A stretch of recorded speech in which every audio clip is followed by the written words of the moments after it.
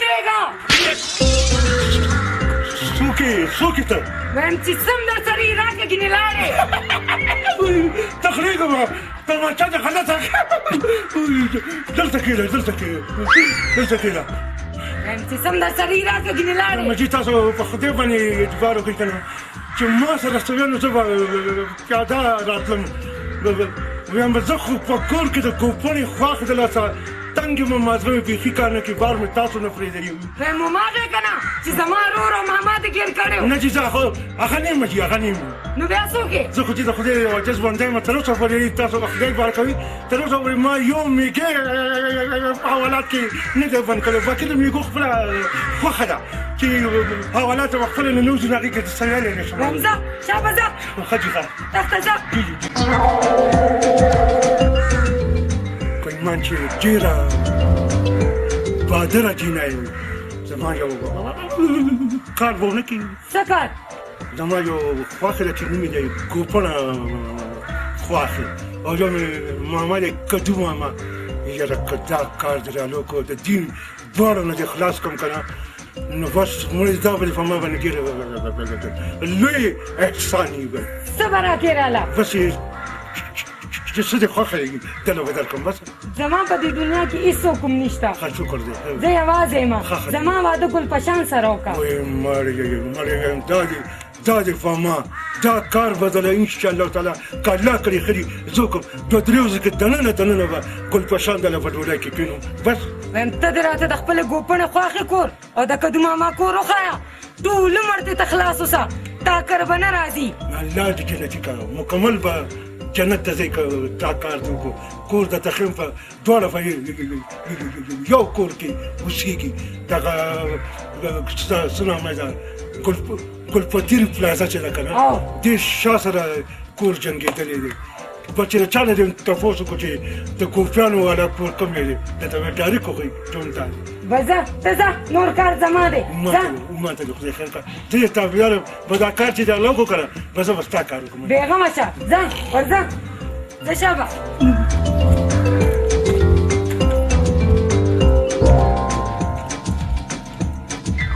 لورې همدغسې خپل خاوند په قابو کې کا هم د تاڼې دمکیانې ورکوه نو سم دم به څوک یې ته او دلته څه له راغلې دې ولې نه مې پېژنه چې څوک یم زه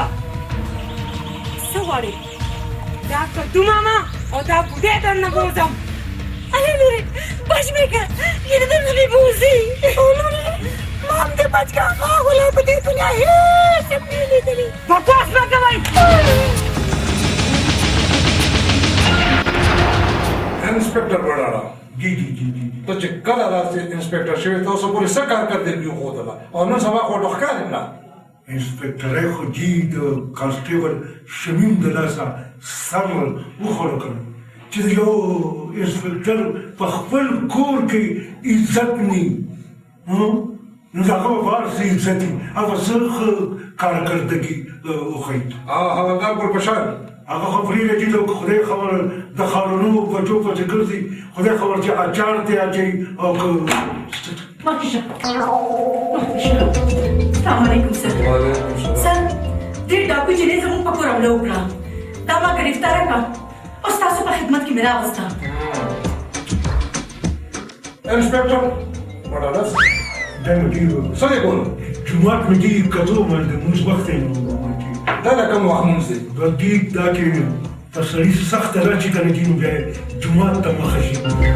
دا ګوره هغه کانسټیبل شمیم ته په یوازې دغې ډاکو جینۍ ګرفتاره کړه بلکل چې دی جینۍ تا ته شرم نه دی چې په کورونو ورځې ډاکې اچي صاحب زه ډاکو نه یم رول او مشره خور مې په جیل کې دي زه خپل کور آبادول غواړم د خپل حفاظت دپاره زه تماچه ګرځو نو بیا د دې کور ته سره تللی وي صاحب ما د تاڼېدار صاحب ته وویل چې زما ګلپشان سره رشته وکړه نو دوی ما ته وویل چې ته زما دخوا کور ته لاړه شه او هلته ګډوډ جوړ کړه نو زه به ستا رشته ګلپشان سره وکړم سرجي د مونې سره راباندې ناوخته کېږي نو زه به لاړ شم سرجي نو دا خبره ده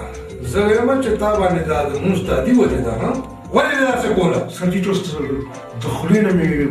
وتې دي نو ما ته پته دي که ما د خوله زما کابو کې نه ده که نه بس شوی کار دی دي شوی کار دی او ته د قانون محافظ یو داسې کې ها نو چې د کور محافظه ما سره داسې کړي نو زه خو به څه ناڅه کوم که نه زه خو مې انسان یم که نه دي کانسټیبل شمیم जी सर او انسپکټر بډاله تاسو ټول ما سره ورځئ مشر صاحب راوستو yes sir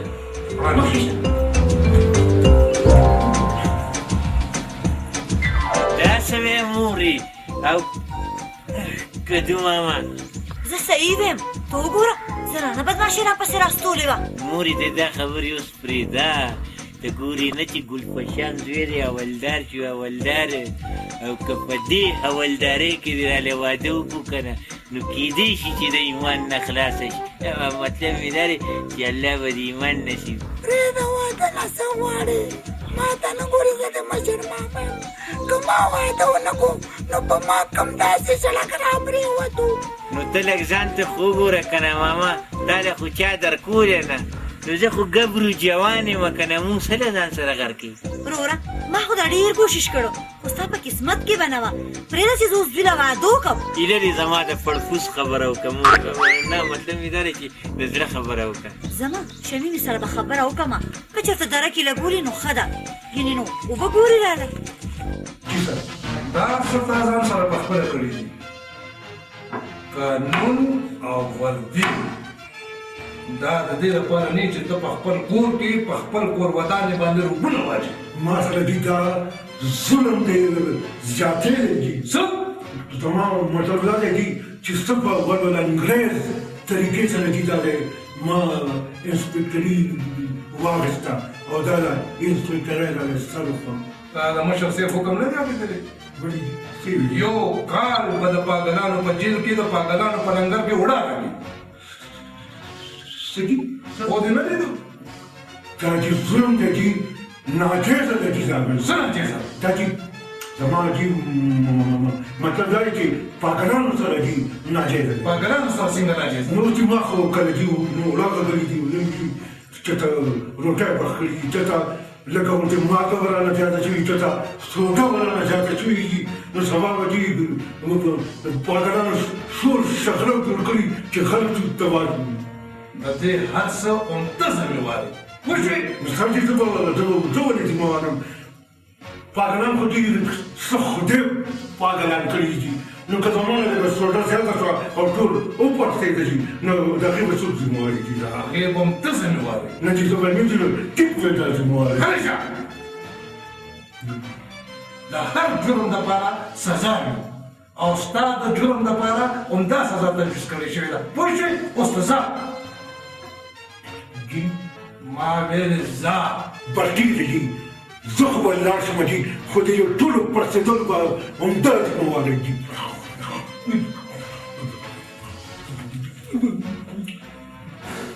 کنسیبل شوې जी सर ته م تېر شي